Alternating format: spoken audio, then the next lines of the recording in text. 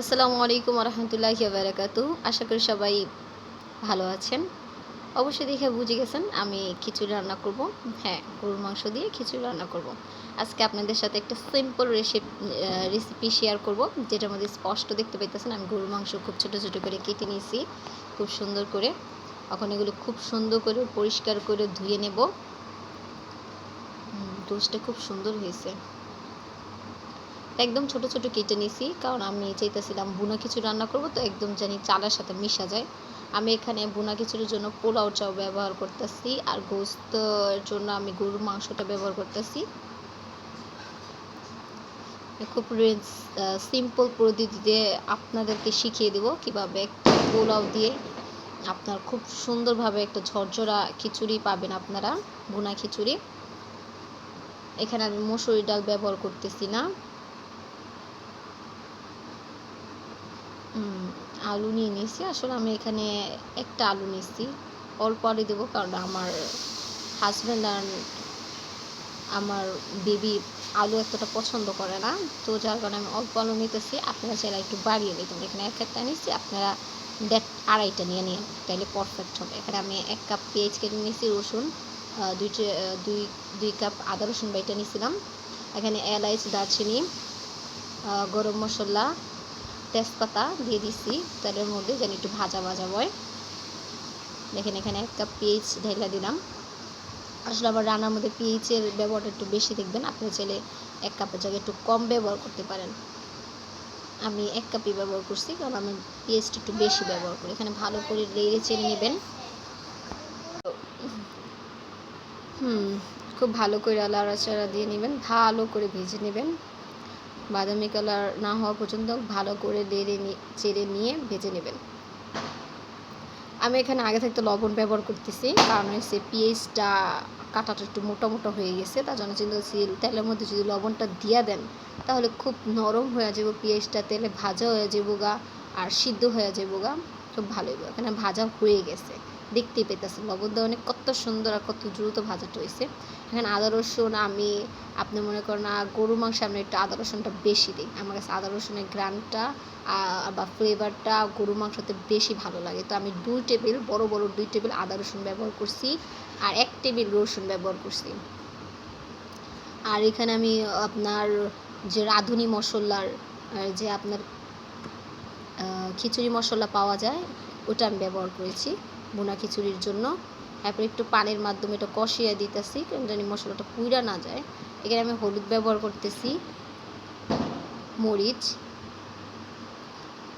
ধনিয়া গুঁড়া, জিরার গুঁড়াও ব্যবহার করতেছি। এখানে ভালো করে নেড়ে চেড়ে নেব, যাতে ফ্লেভারটা গরু মাংস খুব ভালো হয়। দেখেন তেল উঠে গেছে।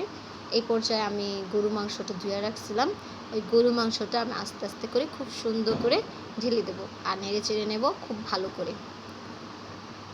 গরু মাংসটা পরিমাপটা আপনারা চাইলে একটু বাড়িয়ে নিতে পারেন। আমি এখানে আপনার আধা কেজি পোলাও চাল ব্যবহার করেছিলাম, তো আমি আপনার আধা কেজি গরুর মাংস ব্যবহার করছি।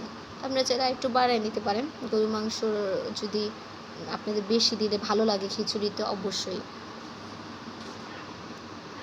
এখন খুব সুন্দর করে নেড়ে চেড়ে নিব, কষিয়ে নেব, খুব ভালো করে কষিয়ে নেব। কষায় একটু যদি পানি দেওয়া নেন তাহলে একটু ভালো হইব, কারণ পোলাওটা তো খুব দ্রুত সিদ্ধ হয়ে যায়, আর গরুর মাংস কিন্তু একটু লেট সময় নেয়। এখানে কিন্তু আমি অন্য কোনো মশলা অতিরিক্ত ব্যবহার করিনি, খুব সিম্পল মশলায় রান্নার চেষ্টা করছি। আমার হাতের কাছে যা যা ছিল, আপনারাও আপনাদের হাতের কাছে যা যা পাবেন সব কিছু ব্যবহার করে দেবেন, খুব ভালোই হইব। পানি দিয়ে ভালো করে কষাই নিলাম, এখন ঢাকনাটা উঠিয়েছি, দেখতে পেতেছেন। আলুটা দিয়ে দিলাম। এখানে আমি 5 থেকে 6 মিনিট মনে হয় গরু মাংসটা কষানোর পর আলুটা দিয়ে দিছি।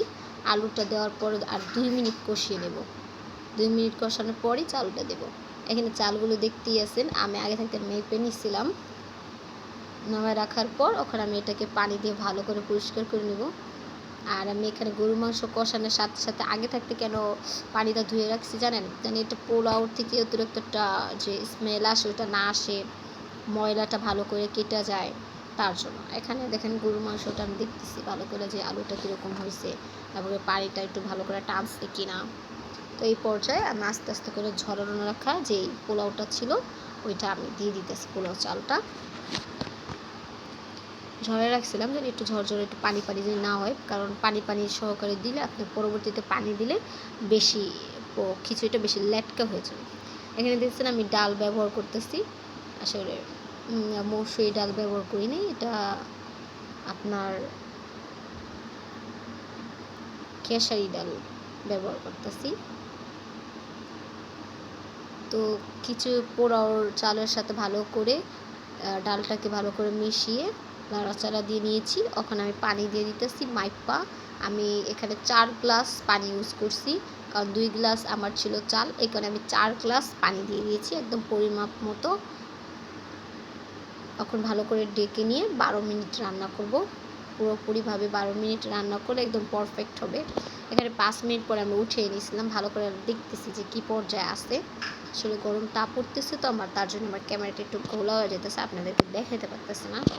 আসলে আমার হাতে মোবাইল আর এক হাতে চামচ। এখন দেখেন কতটা হয়েছে, একবার ভাপ দিয়ে রাখবো কিছুক্ষণ ঢিপ দিয়ে। এই দেখেন হয়ে গেছে একদম ঝরঝরা পোলাও। আমি প্লেটে নিয়ে দেখি, আমি আঠালো না কিন্তু একদম ঝরঝরা শুকনো খিচুড়িটা, একদম ভুনা খিচুড়িটা দেখতেই পাইতেছেন। গোশটা পরিমাপটা পারফেক্ট ছিল, পোলাও রান্নাটাও পারফেক্ট ছিল। যে দেখেন আমি একদম দেখিয়ে দিলাম আপনাদেরকে পারফেক্ট।